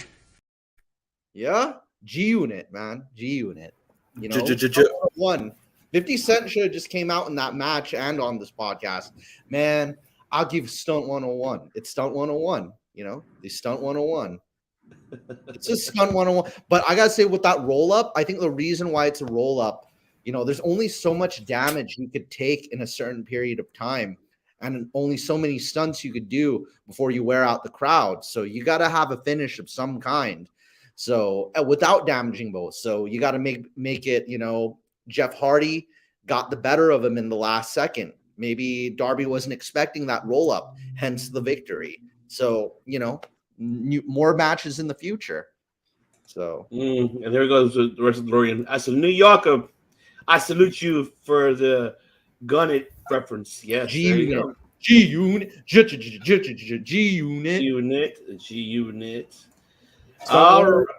Stunt 101. Money Mike. Yeah, man, I'm sure it hurt. It hurt a lot, man. I feel like when Darby Allin, does these things, and people say he's not human. Yeah, this guy, and I've met him in person. Really cool dude. He is not that much taller than me, and I'm like, man, this guy takes all this damage and all this craziness, and did he go to the hospital? Who knows, right? Yeah, I would have gone definitely after something like that. So, very, very interesting, very hardcore, man. Him as hardcore champion, ooh, make it happen, please. Absolutely. Yeah, and Jeff Hardy, oh my God, imagine a ladder match for the TNT Championship between the two of them. Woof. Take my money, please. Just take it. Please do it. Yes. Because we've seen Hardy against Rob Van Dam and numerous others, great ladder matches, but a ladder match like that, man, that'd be great. It was not a technical match, and it was not supposed to be, right? It was not meant to be that, and we got what we wanted, but more, please. Yes, I want more. And everybody in the AEW galaxy enjoyed it, loved it. And can I just say, And for anybody listening right now, yes, you right there listening, can you do yourself a favor? Go to AEWGalaxy.com right now. Go. Do I'm it. so proud of you. I'm so proud of you. Oh, Go. shit. And Oh. press that blue button right there. Just do it. Yes. There you go. So yeah, all in all, a great night. A great night. And my goodness, I enjoyed this match. And seeing him at the top of the ladder, jumping off, holy moly, guacamole. So you were like, I was and like, yes, man, that was insane in the membrane. Oh, there you go. That's We right. got all kinds of hip hop references tonight. Insane in the membrane. Yeah, Stunt 101, Insane in the Brain. You know, and like I said, you know, you have to give. Insatiable appetite for life, and I want more. He wants more, all right. That's what we got. Let's see what Brian Cook got to say. Match and ladder match with Darby, Matt Hardy, Scorpio Scott, and whoa, that'll be a really good one. I want to say one last thing about Darby Allin. Like the amount of damage he can take. For those who didn't see me in the Wrestlers documentary, who didn't see him in the Wrestlers documentary on Vice, Darby Allin got cut by a shovel, and when he was holding in the wound, you know, he got cut around here with a shovel. When he was protecting the wound, he said, "Oh, I don't want to take I don't want an ambulance. I don't want to be in the emergency room. I'll just go through whatever treatment they'll get once they get to me." You know, Darby is that patient when he's in like bleeding and pain and all that. He's like, no, like no ambulance, no emergency room. Once the doctor's ready to see me, I'll see him. I'm not paying extra. Oh man, if we ever start our own wrestling promotion, I'm gonna book Brian as a fucking booker because he knows how to make dream matches. And Dan, hey, I'm booking everybody who's gonna book some matches, man. COD Wrestling coming soon. 2024. There you go. Yep. We'll be in Korea. Oh yeah, Korea. That's absolutely right. Yeah. Korea. Yeah. 안녕하세요. 감사합니다. That's right. Yes, I do know my Korean a little bit. That's why I know. I forgot how to say it, how to ask for a check. But all right, time to get into some pro wrestling news, ladies and gentlemen. Ooh, here we go. Yeah, I know. Yes. But before, you know, I know you want to talk about it. But all right, let's talk about it because I know you have a lot to say about it. I want to get it out of the way because it questions a lot of people right now the relationship of New Japan and AEW. Because this individual could put it in jeopardy. Remind you have your best friend, your lover, who is a EVP for All Elite Wrestling. Kenny Omega. Exactly. And of course, it took them this long to finally have New Japan to accept to work with All Elite Wrestling. I'm sorry, did you say lover? Yes. Golden Lover. Golden Lover. Okay. Golden Okay. Lover. I'm not about. Here's the Korean love symbol, you know. Yes. All right. This is brother. Darby is nuts. Vicious Nuts promo with Sean made me think of Give Me More by Give me. Hit me one more time. Like Shout out to Brittany. Shout out to Brittany, man. It's Brittany, bitch. There you go. Yeah, it's Brittany, bitch. But, you know, allegations, we don't know. It's not confirmed. We're here just to give our opinions about it. It gets more confusing, Ivan, because there isn't just one, but two people by the name Kikuchi. His name is Kikuchi. And what we're talking about, very brief, my apologies. We're talking about Kota Ibushi maybe leaving New Japan. He's not asking to leave, but there's a little clash in between the booker Kikuchi, and Gato, who doesn't want Ibushi to leave. So it's like a three-way communication as we speak. But go ahead, let people know what's going on right now with this. So there's three possible outcomes. My favorite possible outcome is they get rid of Kikuchi because he's not high up in the chain. He's not the president. He's not the number one guy. He's in charge of a lot of things, but they could jettison him for the sake of a good relationship and for the sake of Ibushi. They could just jettison Kikuchi. And you got to make sure they fire the right Kikuchi because there's two of them. That's why it's so dang confusing. There's memes on Twitter. It's like the two Krusty the Clowns. It's like I'm seeing 4 Kikuchis. So that's I need to shut the fuck up because I'm thinking bad already because of the way how you said it. I'll shut up. That's his name. That's his name. Kikuchi. I know. It's Japanese. It's Japanese, everybody. It's how you pronounce it. I might even, because the I in Japanese words isn't really pronounced them. It could be just Kikuchi, you know. I feel like I'm in high school again. Jesus Christ, No, so shout out to Menu Arts. So that's one of the best options in my opinion. Second option that could happen is somehow this is resolved and they let Kota Ibushi take a longer break. Actually, 4 outcomes. The other one, I guess this would be like the fourth and third combined. Kota Ibushi could just decide to leave, and he could either go back to DDT or go to AEW. Either one. I don't know how DDT is with injuries though, because I know AEW, they definitely give wrestlers the time they need to recover. Fuck that. Go to Noah. Yeah, go to Noah. 5. Noah's also Noah wrestlers and DDT wrestlers wrestle each other all the time. So when you're part of Wrestle Universe, you're actually part of both of those promotions in one way or another. Because Muda's wrestled for DDT a few times, and so is Marufuji. But Kota Ibushi and Noah / DDT or in AEW. I don't know how Noah DDT is with injuries, but I know how AEW is with injuries, and they really give wrestlers the time they need to recover. You know, it's like, take as much time as you need. Take as much, because Tony Khan's from what I've seen, we're not, like I said, we're not AEW marks, but one thing that proved that is how much Tony Khan cares about his employees. I mean, we saw that with Brody Lee. We saw that with, you know, anybody who's currently injured. He gives them their time to recover. It's like, come back to TV. You owe us money. You owe us this time. You know, you owe us this for merch. I pay you this much to sit on the couch. Like that's not AEW. But the main question is that DDT, is that Noah? And apparently it's that case just for Kikuchi in New Japan. But is that Gato? Is that the president? Because Kikuchi isn't the president, and he's not Gato. He's neither of those people. You know, maybe it's just one guy's opinion versus another. He could just be a micromanager.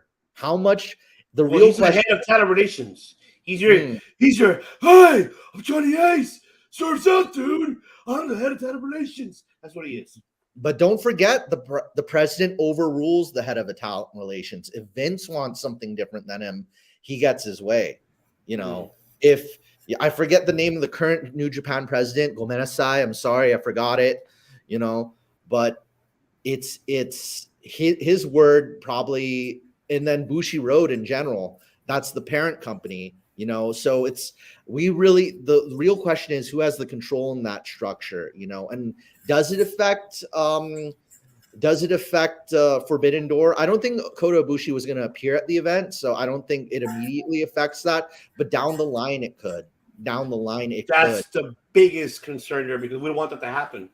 Because if he lets out allegations, sexual harassment, what he said, and everything else, and is out there and if it's proven to put all they have to do is get rid of Kikuchi.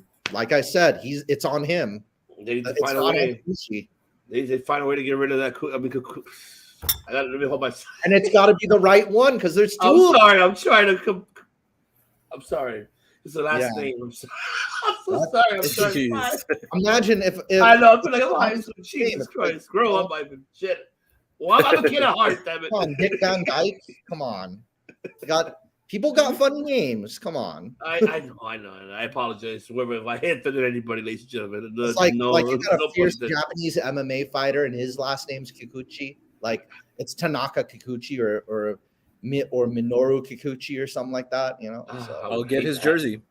Yeah. It's the last. It doesn't mean anything. I mean, Or it means something. Sorry. Ladies All and right. gentlemen, I even see. I know, right? Hey, I only had 3 beers, man. But Jesus, I'm sorry. I'm trying to have a sense of humor, but go ahead. Mike, your point of view.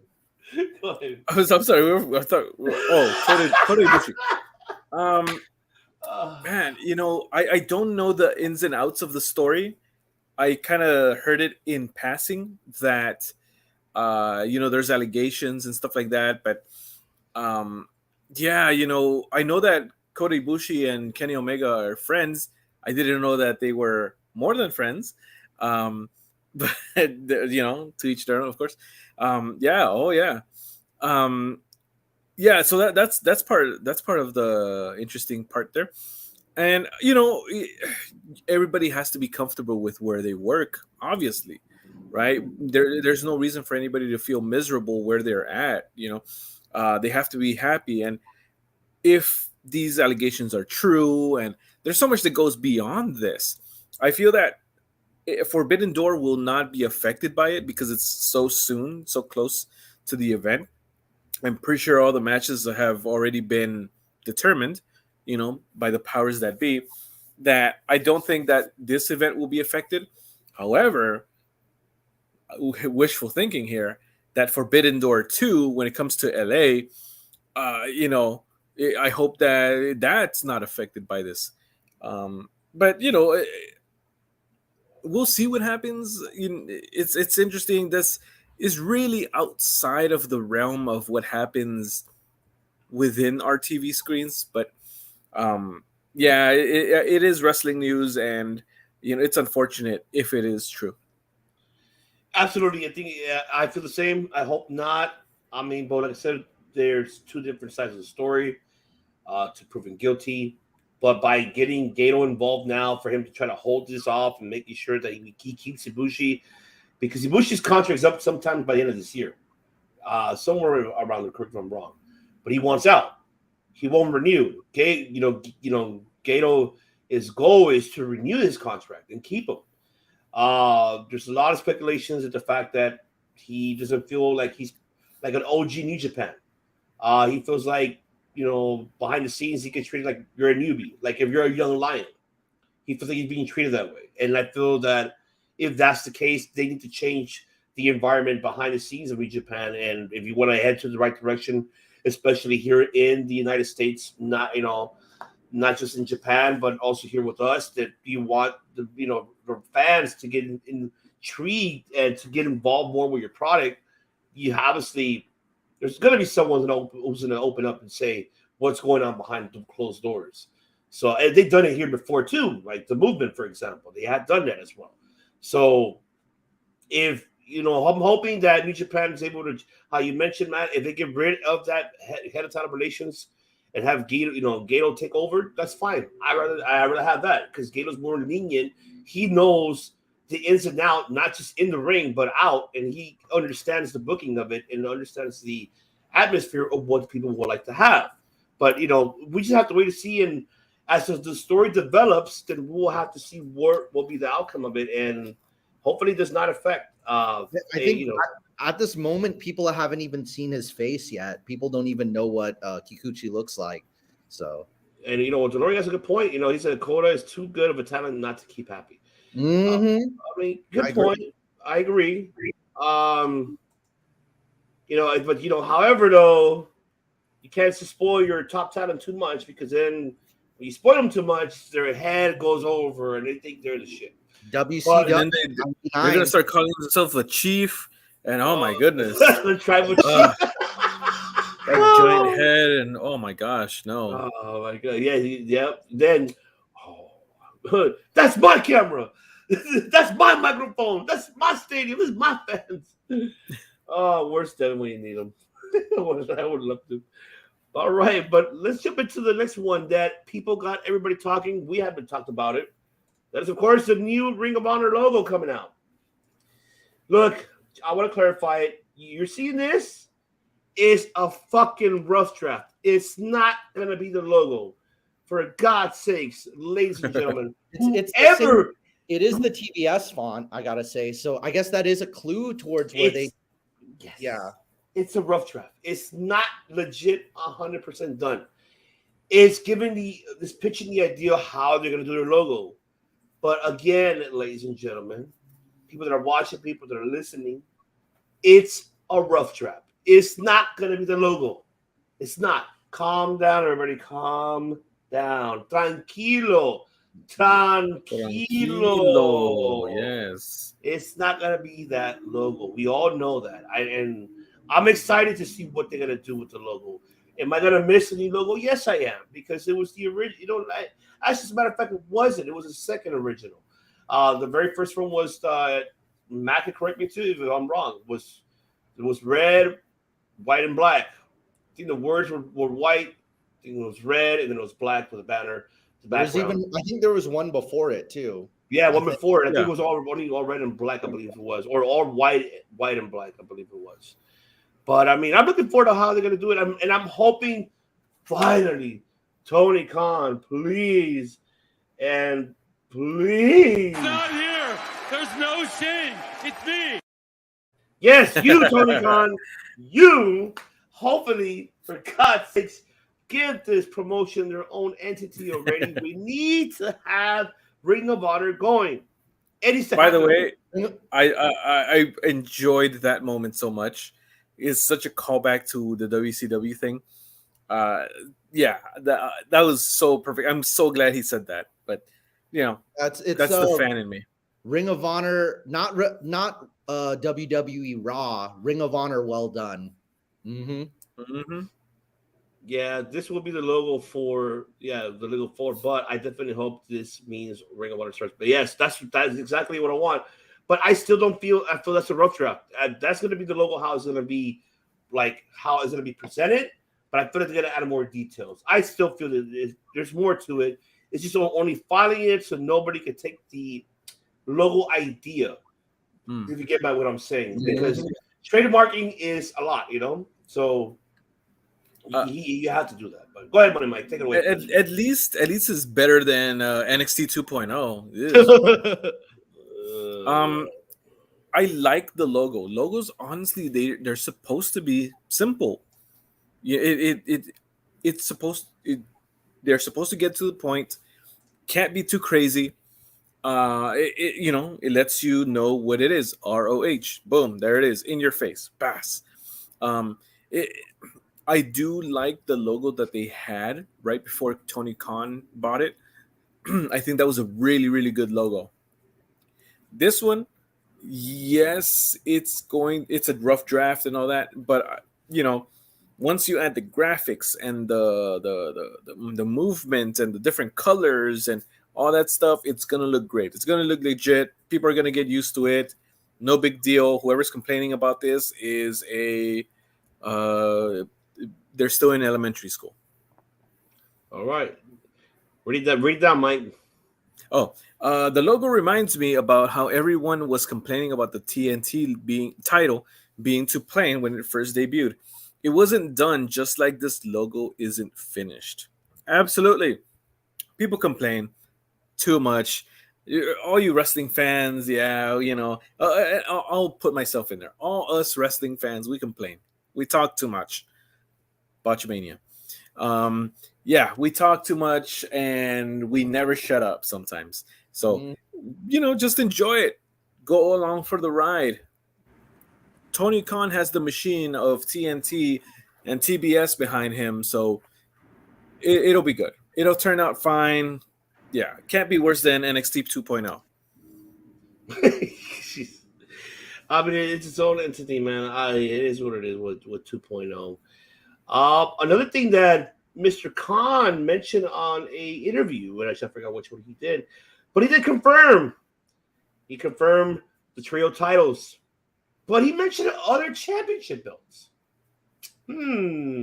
Lights out. Hey, can it be the lights out back, Alice? The lights out championship? Lights out in London. UFO. Yeah. I mean, in the trios belt, of course, are we going to see it maybe debut on Double or Nothing? Women's now we're having title.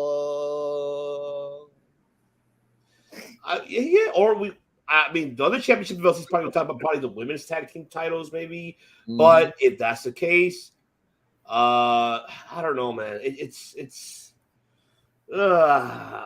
Let me just. I'll take it to you, McCann. Let's take it away on this one. I'm trying to think of an answer of my thoughts of this one. Take it away. So the women's tag titles, because now you have the women from Ring of Honor and just women from multiple other organizations available. So they gotta. Thank you, brother. Thank you. We appreciate you very much, man.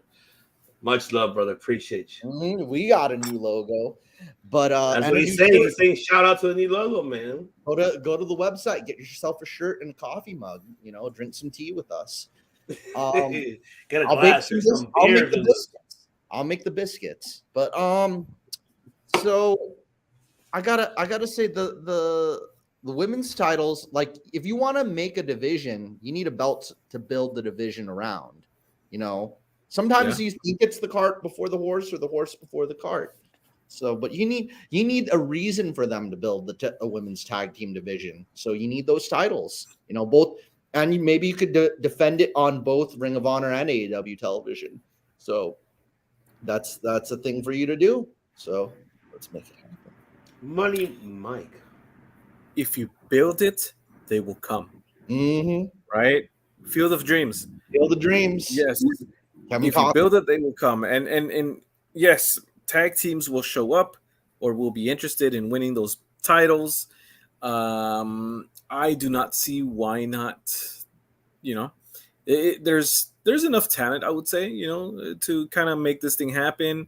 I haven't seen Abaddon in a while, so put her in that tag team. Find her a partner, someone from who knows, find someone. And there's other talent that doesn't really appear on TV that could benefit from something like this, right?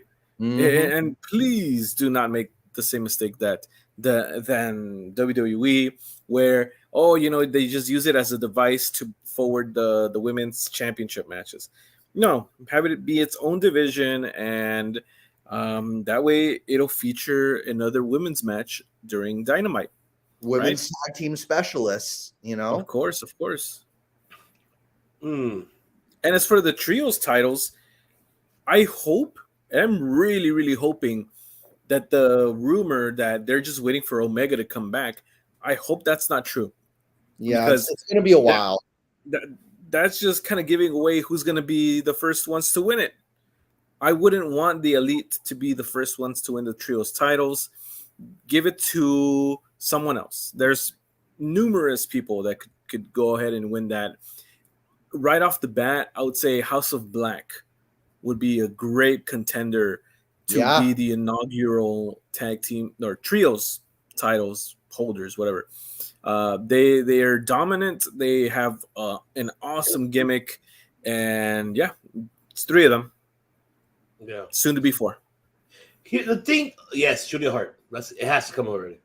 But the thing is, here's the concern that I have, and I question, because Ring of Honor has their own trios title. Mm-hmm. Shane Taylor Promotions are the last ones that walked out with that. If I'm wrong, Matt Callis, I think they were the last ones that were holding that title. Or anybody who's watching, comment below who was the last one in Ring of Honor trios title. I believe it was Shane Taylor Promotions. So what I'm trying to get at is, are they planning to have these trio titles just defended in AEW or also to Ring of Honor? Make it go both ways. Oh, the current champion is the Righteous, Vincent Bateman and Dutch. Oh, so they were the last ones that they won from Shane Taylor Promotions, right? Yeah. Okay. So right after Shane Taylor Promotions, it was the Righteous. Okay, yeah. So it was Vincent. Okay, perfect. Okay. So they were the last ones. Okay, fine. But that's my question. Like, what are they gonna do? Like, there's not much trio factions in AEW. I mean, just what? Okay, we have the Elite, we have Death Triangle, we have House of Black, we have Blackpool Combat Club, Best Friends. That's 5. What's the other ones that we have? There's really not much. Is it 5 so far? Maybe more if you guys know. But I don't know who else could I say. Let's see, Death Triangle versus House Black. Yes, I see that happening too at Double or Nothing. I think Tony Khan probably will come out and probably say, "Oh, look, we're going to introduce the trios title. Here you go. Whoever wins it, maybe that could be the case." I don't know. I mean, so far, there's only 5 teams. I don't know what other teams are there in that we could really throw out there. Oh, Dark Order is another one. 6, fine. They can mix it up. We could throw. If only SCU was back together, but they're not. SCU would have been another one. That's Shout 7. out to Stu Grayson, awesome underrated wrestler, by the way. Yes, and hopefully he comes back and resigns. And it's an unfortunate that he left and makes Dark Order feel really, empty. Without him there, it's just weird. But I understand. It's, whatever happened between Grayson and Tony Khan is understanding. Business is business. So I respect that. But the Gun Club. There you go. Okay, so it could work. Undisputed Era, yeah, it could work. It could work, but I kind of wish they could use that with Ring of Honor more, and bring AEW talent to Ring of Honor. That is if Tony Khan is planning to do something like that, for instance, or he allows them to be their own entity. So I don't know. It all depends on his budget, because what could he afford? You're expending. You bought this promotion. You're going to spend another, I don't know how much in production, marketing value, everything else to put this other product in, making it at its own.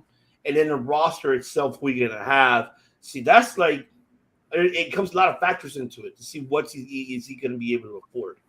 So I'm looking forward to see what's he going to do with that. But we'll have to wait and see. We'll have to really wait and see. All right. And now I want to go ahead and make this quick announcement very briefly, because I just see breaking news right now, and I am excited.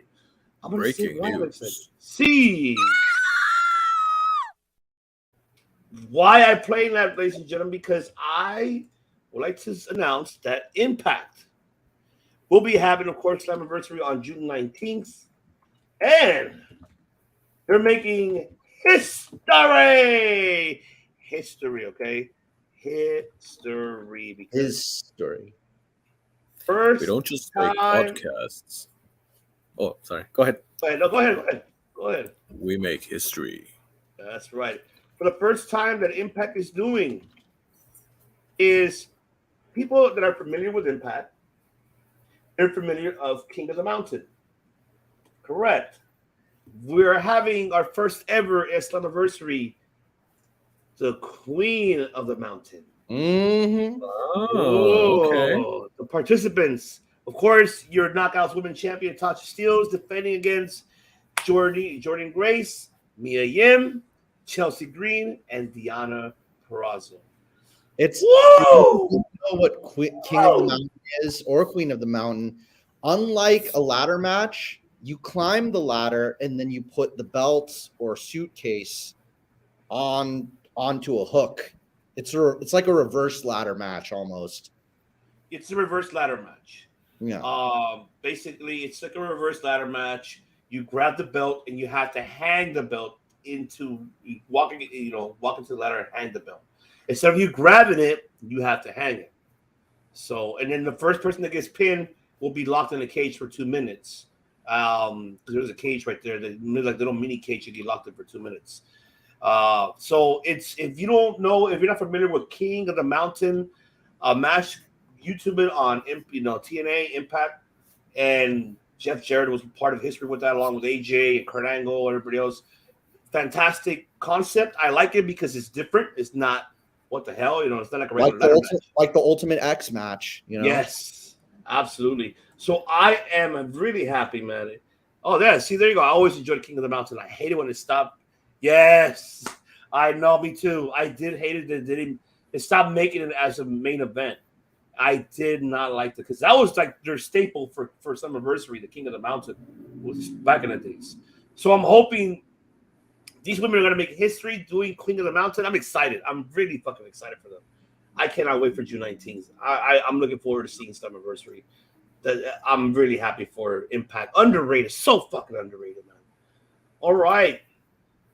Two more things we talk about before the show is over, and we're gonna talk about the New Japan Best of Super Juniors coming up. Best of Super Juniors starting this weekend, which I will pull up here the brackets. So let me pull up the brackets very briefly so you guys can see who is going to be participating. And there you have it.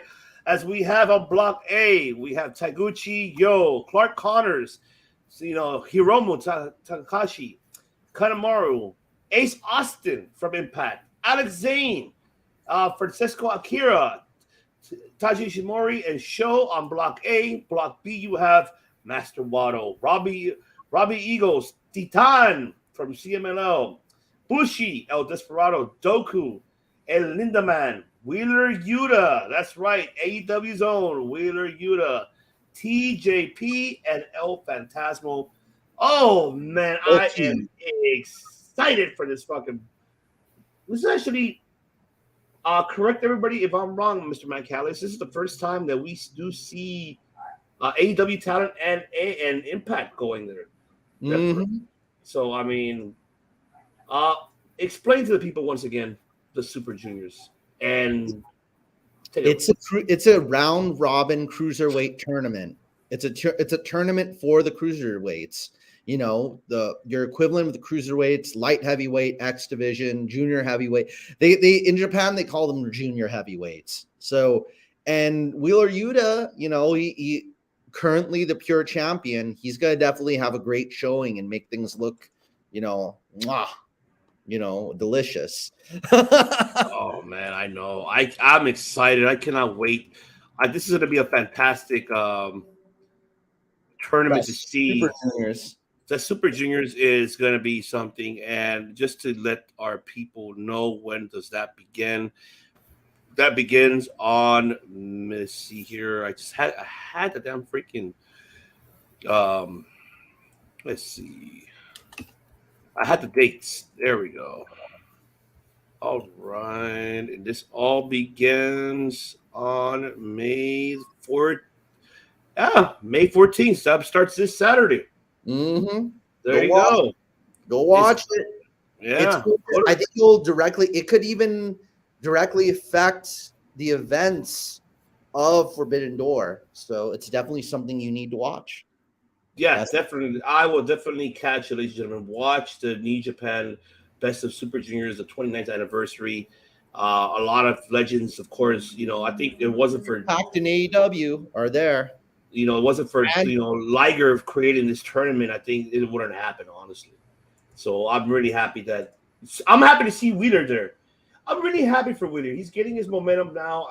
I remember him in Ring of Honor as a rookie, and getting his start. And I'm happy that he's getting up the push and the potential that he has, and now going to Japan and wrestle. And then that's awesome to see. And Titan as well. I'm happy for him.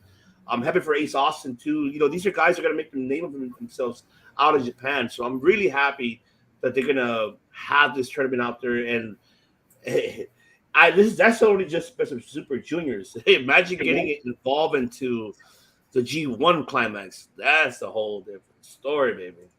But I wanted to get very brief. I wanted to highlight Brian Cook's comment here. The knockouts, along with the X Division, have meant so much to TNA Impact. I'm shocked it took them this long to get their own Queen of the Mountain. I agree, Brian. I thought I'm with you. Kudos to you, my brother. Yes. And I'll play it for you, man, because I love you very much, man. Thank you so much for being part of it. Yeah, and yes, you're such good shit. That's right. I had to play it for you. But I'm happy. Yes, it took a long fucking time for them to actually have it. And I'm glad they finally did. And now, don't forget, ladies and gentlemen, tomorrow is PCW. Come see us in person. For all SoCal Pro Wrestling fans, of course. Absolutely. Yes. Come see us. PCW Ultra right there. It's on the new beginning. I'm too excited, guys. Are you guys excited? Are we amped up? Come on. Yes, we are. And we'll be promoting that match, of course. Tia Leona versus Shane Mercer, as we're sponsoring that match itself. Tia Leona, who is a new signee for Ring of Honor and AEW. And, of course, Let me see if I can pull up the card itself of these matches. I believe I have them here. Let me see if I can pull it up. Let me see. I just had it a moment ago. Let me load It's it definitely up. an event you cannot miss for those of us in Southern California, or if you're taking a vacation to SoCal, come out to this event, say hi to us, buy us snacks, give us a little massage. No. Oh, I don't mind. Yeah.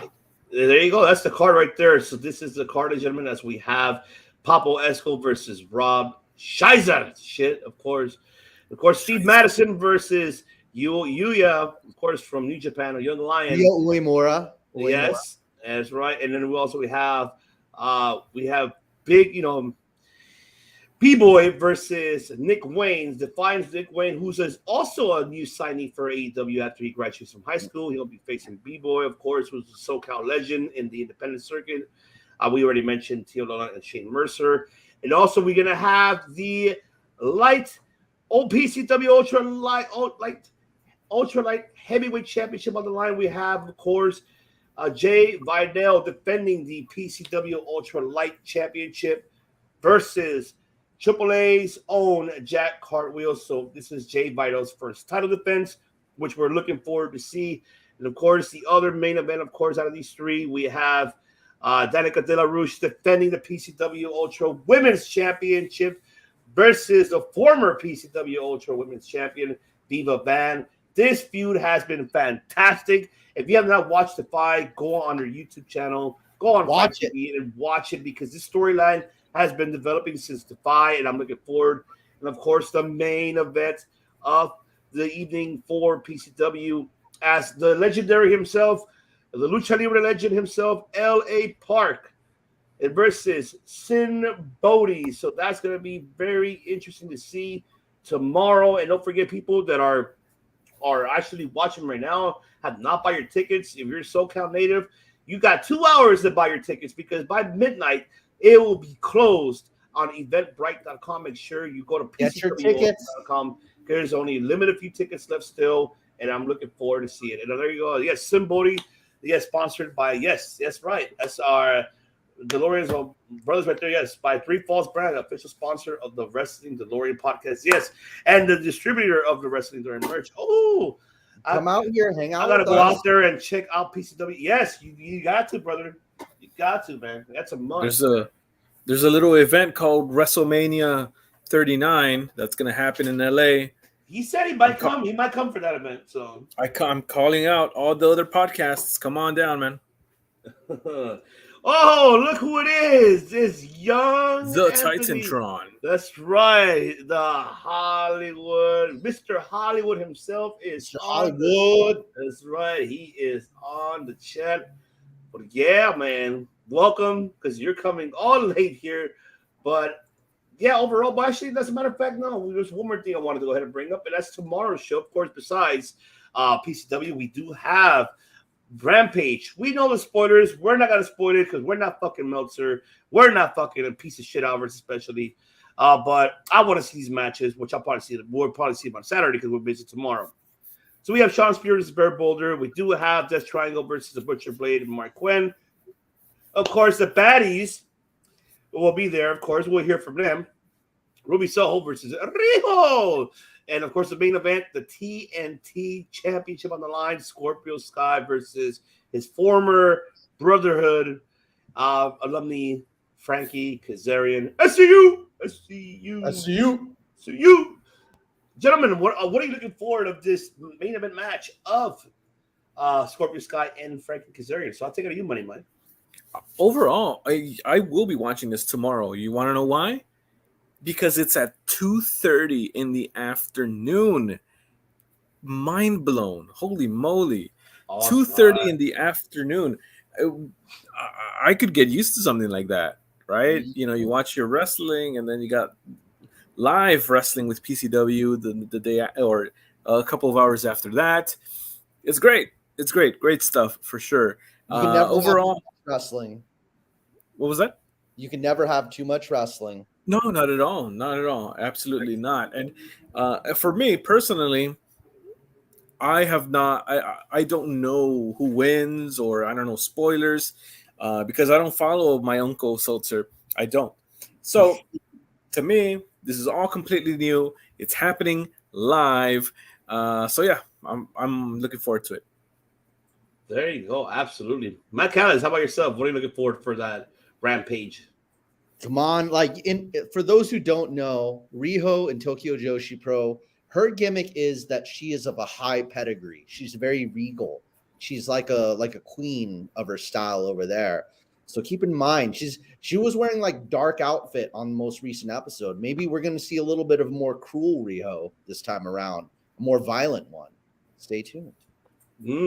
I think, I'm looking forward to seeing that. I hope the match delivers. And I didn't want to read spoilers aside. I'm like, nope, I'm not going to read it. I rather see it. Close it. Rather just want to watch it. Better off because don't look at it. No, because we're seeing. Don't open the Christmas presents.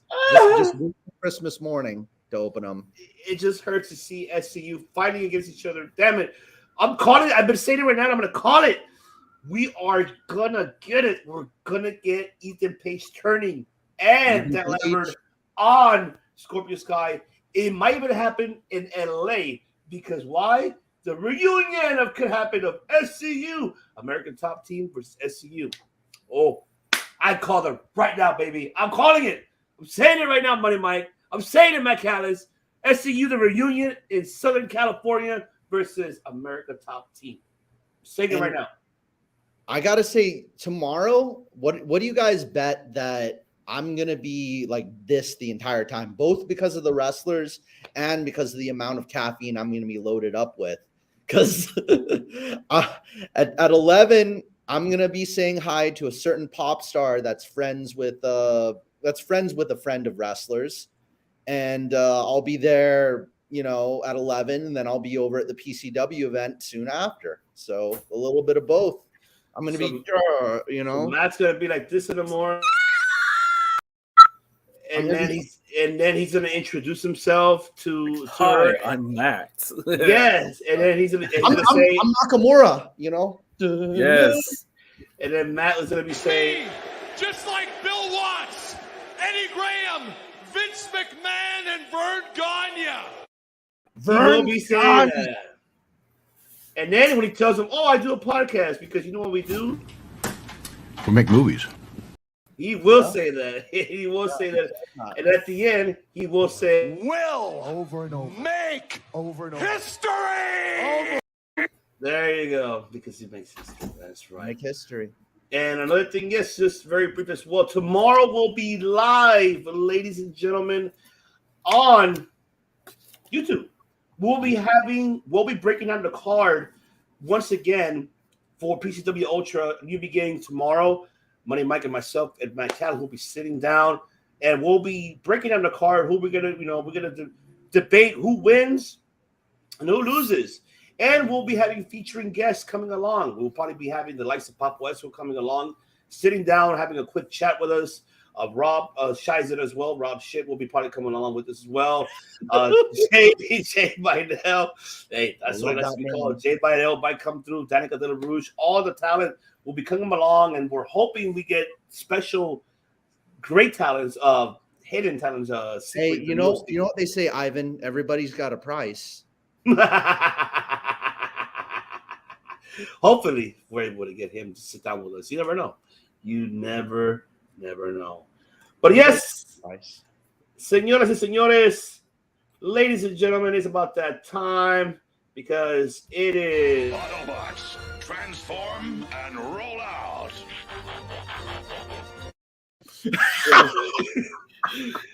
It gets to Matt every time because we're transforming because we gotta roll out, ladies and gentlemen. That is right. But before we do, I just want to go ahead and thank everyone for tuning in and for everyone who are listening as well, all the audio platforms. And shout out to the DeLorean podcast. Hey, my brother, man, appreciate the love and everything. And also to Brian Cook, man, thank you so much for tuning in, brother. And Dan from Cage My HQ. Follow these gentlemen, man, because they provide a lot of the greatest, awesome content. Yes, of course, man. Thank you, brother, man. You killing it too, man. Follow the rest of the DeLorean podcast, ladies and gentlemen. Besides, he's part of the League of the Extraordinary Podcast family. This man does incredible watch-alongs on Twitch, besides on YouTube. But man, he's killing it on Twitch right now. And follow him all over the social media platforms because my brother here is killing it with everybody. So make sure you follow the DeLorean podcast, Wrestling DeLorean podcast. Follow them. Follow my brother because he provides you the best pro wrestling content besides us as well. And also, once again, make sure you follow Brian Cook, of course. Yes, absolutely, man. You mean a lot to us as well, man. We appreciate you for taking the time and watching us, listening to us, watching us all saying either such good shit or either saying, Really? and I'm glad that I love it. we're just Don't glad of forget, that. That also Save the Clock Tower. Save the Clock Tower. DeLorean podcast. Save it. He does. He saves us from a lot of bullshit that we don't need to know about. At the Puente Hills Mall. At the Puente Hills Mall. Yes. But yes, once again, en español para todos mis señoras y señores, muchas gracias por escucharnos otra vez y vernos en su canal, en nuestro canal en YouTube, Circo de Debate. Aquí en el capítulo 101 que estamos en la temporada número 2. Estamos ahorita mismo comenzando una nueva temporada con ese capítulo. Gracias por escucharnos y soportarlos aquí en Circo de Debate. No se olvide de suscribir al final del canal.